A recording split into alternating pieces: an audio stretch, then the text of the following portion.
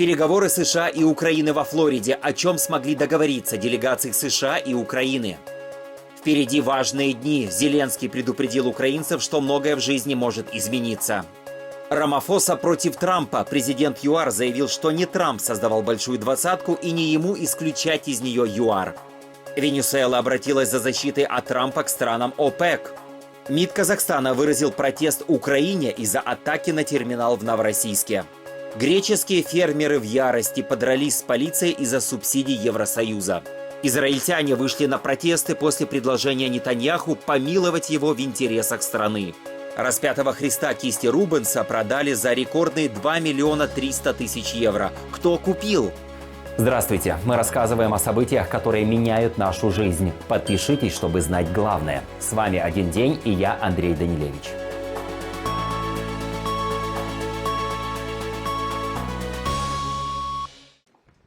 Во Флориде завершились переговоры делегаций США и Украины о мирном плане и способе завершения войны России против Украины. Разговор длился около 4 часов и проходил нелегко, как утверждает источник агентства «Франс Пресс» в украинской делегации. При этом он отметил, что обсуждения оставались конструктивными. Первый заместитель главы МИД Украины Сергей Кислица, участвующий в переговорах по мирному плану во Флориде, публично отметил конструктивность американской стороны. Очень интересно и пока что конструктивно.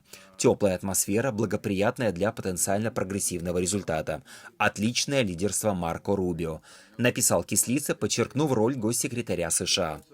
В свою очередь Марко Рубио заявил, что для мирного урегулирования Украине нужны долгосрочные гарантии безопасности, а Россия должна стать частью уравнения. Именно для этого представитель Трампа Стю Уиткоф планирует отправиться в Москву. По словам Рубио, США реалистично смотрят на переговорный процесс. У нас была еще одна очень результативная сессия, продолжение Женевы и событий этой недели. Как я говорил сегодня утром, наша цель — закончить войну. Но это не только закончить войну. Мы не просто хотим закончить войну. Мы хотим также помочь Украине навсегда оставаться в безопасности, чтобы она больше никогда не столкнулась с новым вторжением. И, что не менее важно, мы хотим, чтобы страна вступила в эпоху настоящего процветания. Речь также идет об условиях, которые обеспечат Украине долгосрочное процветание. Думаю, мы начали закладывать основу для этого, безусловно, в Женеве. Думаю, продолжили эту работу в коммуникациях в течение недели.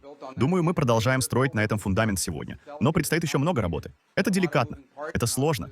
Очень много движущихся частей, и очевидно, что здесь есть другая сторона, которая должна стать частью решения. И этот процесс продолжится позже на этой неделе, когда господин Уиткоф отправится в Москву. Хотя мы тоже в разной степени были на связи с российской стороной и неплохо понимаем их позицию. Так что работы впереди много, но сегодня вновь была очень продуктивная и полезная сессия, на которой, как я считаю, мы добились дополнительного прогресса. И мы продолжаем реалистично оценивать сложность задачи, но сохраняем оптимизм. Особенно учитывая то, что по мере продвижения вперед у нас складывается общее понимание. Речь идет не только о завершении войны, что очень важно. Речь о том, чтобы обеспечить будущее Украины, будущее, которое, надеемся, будет более процветающим, чем когда-либо. Мы обсуждали будущее Украины. Мы обсуждали все важные вопросы, которые важны для Украины, для украинского народа, и США были максимально поддерживающими. Мы работали. У нас уже была успешная встреча в Женеве, и сегодня мы продолжили этот успех. На более поздних этапах, надеемся, будем держать вас в курсе. Вот как по дороге в Вашингтон прокомментировал итоги переговоров во Флориде президент США Дональд Трамп. Можете рассказать, что происходило сегодня во Флориде, эти переговоры между США и Украиной? Они идут, и идут хорошо. Мы хотим остановить убийство людей. Это напрямую нас не касается, но я хотел бы спасти как можно больше жизней. Много людей гибнет. В прошлом месяце в этой бессмысленной войне погибли 27 тысяч человек. Этого никогда не должно было случиться. Этого бы не произошло, если бы я был президентом. Вы разговаривали с Рубио и Уиткофом после встречи? Да, я с ними говорил, и у них все в порядке. У Украины есть свои маленькие трудности. Но я думаю, что Россия хотела бы окончания войны. И Украина тоже, я уверен. Вы только что сказали, что у Украины есть небольшие проблемы. Какие проблемы? У нас есть ситуация с коррупцией. Это не помогает. Это не мешает мирным переговорам. Я сказал, что это длится 3 года. Верно? Я же говорил 3 года. Я сказал это заранее, но я думаю, есть хорошие шансы заключить сделку. Тем временем Владимир Зеленский прибыл в Париж, где проведет срочные переговоры с президентом Франции Эммануэлем Макроном. Визит проходит всего через 2 недели после предыдущей встречи лидеров. Как сообщает пресс-служба Елисейского дворца, главы государств обсудят условия справедливого и устойчивого мира в продолжение дискуссий в Женеве и Флориде, а именно координацию американского плана с европейскими партнерами. Также на встрече будут затронуты вопросы гарантий безопасности для Украины в рамках коалиции решительных. Напомним, что предыдущий визит Зеленского во Францию состоялся 17 ноября. Тогда было подписано соглашение о покупке до 100 истребителей «Рафаэль», а также объявлено, что Украина получит 8 систем ПВО САМ-Т от Франции.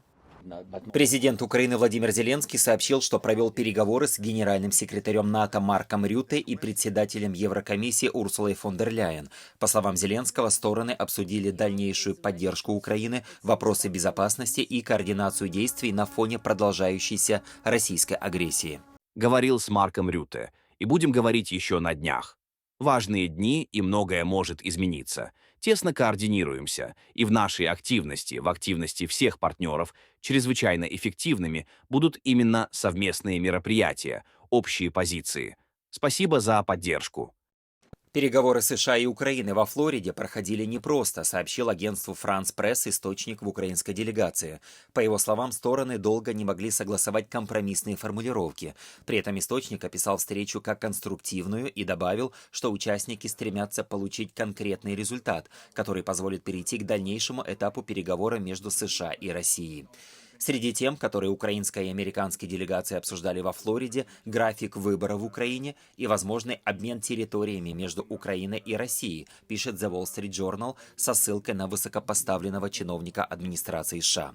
По его словам, также поднимаются и другие нерешенные вопросы между Киевом и Белым домом. Переговоры проходили на гольф-курорте Шелл-Бэй во Флориде, который принадлежит спецпредставителю Дональда Трампа Стиву Уиткофу. Спецпосланник Белого дома Стив Уиткоф и зять Трампа Джаред Кушнер намерены позже отправиться в Москву для продолжения контактов с российской стороной. Президент ЮАР Сирил Рамафоса назвал необоснованными заявления Дональда Трампа об исключении Претории из числа участников саммита Большой Двадцатки в 2026 году. Он подчеркнул, что Южная Африка была и остается полноправным членом G20. Рамафоса отверг обвинения Трампа в геноциде африканеров и конфискации земель как дезинформацию. Несмотря на разногласия, ЮАР передала председательство США, соблюдая протокол. Южная Африка – один из стран-основателей Большой Двадцатки, и поэтому она является членом организации по собственному праву. Мы будем продолжать участвовать как полноценный, активный и конструктивный член Двадцатки, несмотря на вызовы и недопонимания, возникшие между Южной Африкой и Соединенными Штатами. Южная Африка остается твердым и неизменным другом американского народа как государства. Мы, как страна, понимаем, что позиция администрации США была под влиянием длительной кампании дезинформации со стороны групп и отдельных лиц в нашей стране, в США и в других местах. Эти люди, распространяющие дезинформацию, наносят ущерб и подрывают национальные интересы Южной Африки, уничтожают рабочие места в Южной Африке и ослабляют отношения нашей страны с одним из наших важнейших партнеров. Президент Венесуэлы Николас Мадуро согласился уйти в отставку, но только через 18 месяцев, сообщает CNN со ссылкой на источники. Власти США отвергли это предложение, настаивая на немедленном уходе президента. Отношения между Вашингтоном и Каракасом резко обострились в последние месяцы.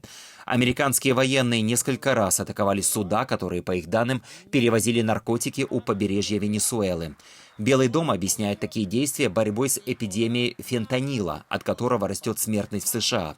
Кроме того, 24 ноября администрация Трампа официально признала Мадуро и его правительство членами террористической организации «Картель Солнц», которая действует внутри венесуэльских вооруженных сил и поставляет наркотики в США и Европу. На фоне этих событий США предупредили авиакомпании избегать венесуэльского воздушного пространства, что еще больше усилило напряженность в регионе. Венесуэла обвинила США в попытке захватить ее нефтяные запасы силой. В письме, направленном президентом Николасом Мадуро в ОПЕК, говорится, что Вашингтон стремится завладеть крупнейшими в мире месторождениями, что дестабилизирует глобальный рынок. Каракас подчеркивает, что будет защищать ресурсы и суверенитет. На фоне усиления американского военного присутствия в Карибском регионе Дональд Трамп заявляет, что открыт к переговорам, но не исключает и силовых действий.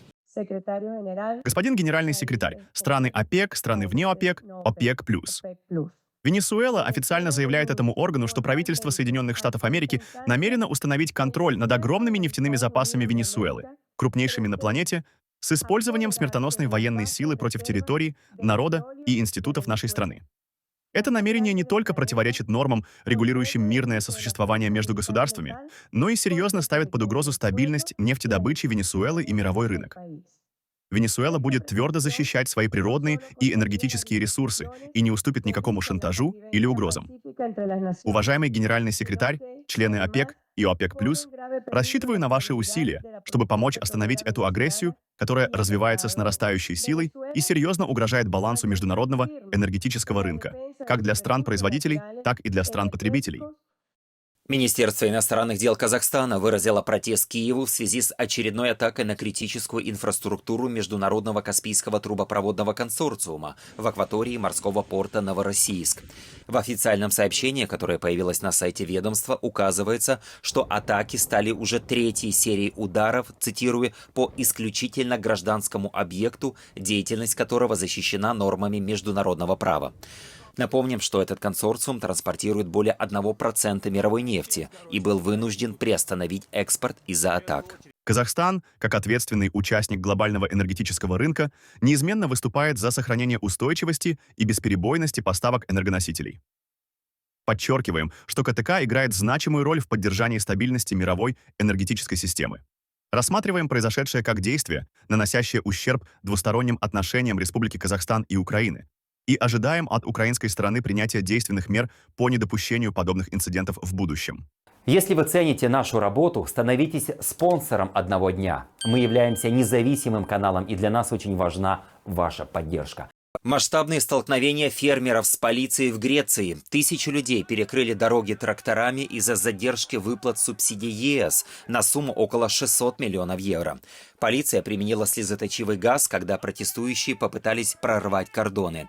Задержка выплат связана с расследованием коррупционного скандала. Нескольких фермеров подозревают в фальсификации данных для получения субсидий. Параллельно проверяет работу Государственного агентства по распределению дотаций Евросоюза. Их не получили около 40 тысяч фермеров. Животноводам не оказывается никакой помощи в связи со вспышкой оспы. На сегодняшний день забито 450 тысяч овец, а власти не провели вакцинацию, не приняли существенных мер по сдерживанию распространения заболевания и не оказали поддержку фермерам. Это общая борьба, она представляет всех нас и может стать стимулом для более широкой мобилизации, потому что справедливость на нашей стороне. Мы просто не можем так продолжать. Ни фермеры, ни рабочие больше не могут этого выносить. Израильские протестующие провели акцию у дома президента Ицхака Герцога после того, как премьер-министр Биньямин Нетаньяху обратился к нему с просьбой о помиловании. Напомним, Нетаньяху, проходящий по делу о коррупции, заявил, что в ходе расследования против него были допущены серьезные нарушения и подчеркнул, что он намерен добиваться полного снятия всех обвинений. Отмечается, что просьба о помиловании имеет исключительный характер, поскольку подана еще до вынесения судебного решения. Ранее Нетаньяху неоднократно утверждал, что не собирается просить об амнистии. Однако, по данным СМИ, президент США Дональд Трамп призывал Ицхака Герцога рассмотреть возможность помиловать израильского премьера. Мы здесь, чтобы выразить протест и сказать Ицхаку Герцогу, президенту, что мы понимаем. Он — слабое звено в нашей борьбе за демократию в Израиле. То, что просит Нетаньяху, это не помилование. Он просит полностью отменить его судебный процесс, не взяв на себя никакой ответственности, не заплатив за то, как он разорвал эту страну и как в итоге привел к резне 7 октября. Мы пришли сюда, потому что Биньямин Нетаньяху просит у президента помилования. Помилование за все его проступки, за все злодеяния. Поэтому мы пришли сказать, что мы не принимаем этого, потому что он виновен. И он хочет получить оправдание, ни за что не ответив, не понеся наказание перед нами, перед всем народом. Папа Римский Лев XIV продолжает свой первый зарубежный визит на Ближний Восток по случаю 1700-летия Никейского собора. Вечером 30 ноября его самолет приземлился в Бейруте. В Ливане понтифик встретится с президентом и премьер-министром и выступит с речью перед духовенством. Визит папы имеет особое значение для Ливана. Сейчас страна переживает период политических и экономических испытаний. Если в Турции главной темой был межрелигиозный диалог, то в Ливане акцент будет сделан на поиске путей справедливого мира. Девиз этой поездки – «Блаженны миротворцы». В папском самолете понтифик ответил на несколько вопросов, заданных журналистами. В том числе высказался и по израильско-палестинскому конфликту. Святой Престол много лет публично поддерживал предложение о создании двух государств. Мы все знаем, что в данный момент Израиль не принимает это решение. Но мы видим в нем единственный выход, который поможет разрешить конфликт, который все еще продолжается. Мы также друзья Израиля. И мы стараемся быть посредническим голосом для обеих сторон, чтобы приблизиться к решению, справедливому для всех. Я также говорил об этом с президентом Эрдоганом, и он, безусловно, согласен с этим предложением. Турция может сыграть в этом важную роль. Десятки собак и их владельцев привнесли праздничное настроение на улицы Лондона, приняв участие в параде в милых рождественских костюмах. Собаки были наряжены в разноцветные праздничные наряды, от свитеров и колпаков до костюмов с рождественской тематикой. Второй по счету парад поддержал две благотворительные организации по спасению собак, собирая средства и информируя о проблемах приютов и спасенных животных по всему миру. Мы счастливы, мы ощущаем себя благословенными, что они есть в нашей жизни. Просто зная, откуда они пришли, с каким ужасным стартом в жизни, а теперь мы даем им второй шанс жить той жизнью, которую они заслуживают. Собаки всех размеров и пород прошли по улицам Лондона, включая животных в инвалидных колясках, даря радость прохожим и напоминая о важности спасения бездомных питомцев. Картина фламандского художника 17 века Питера Пауля Рубенса была продана на аукционе в Версале за рекордные 2 300 000 евро. При этом торги стартовали с суммы в 500 000. Полотно под названием «Христос на кресте» датируется приблизительно 1620 годом. Художник изобразил распятого Христа на фоне мрачного неба. За его фигурой виднеется Голгофа и освещенный солнечным светом Иерусалим, над которым собираются тучи. Считалось, что этот шедевр бесследно исчез более 400 лет назад, но в сентябре прошлого года картина была найдена в парижском особняке в районе Монпарнас, который готовили к продаже. Картина была в очень хорошем состоянии, а ее подлинность подтвердили несколько аукционных домов. Покупатель шедевра принимал участие в аукционе через своих агентов и предпочел не оглашать свое имя. Спасибо, что смотрите и поддерживаете нас. Подписывайтесь, чтобы быть всегда в курсе главных событий.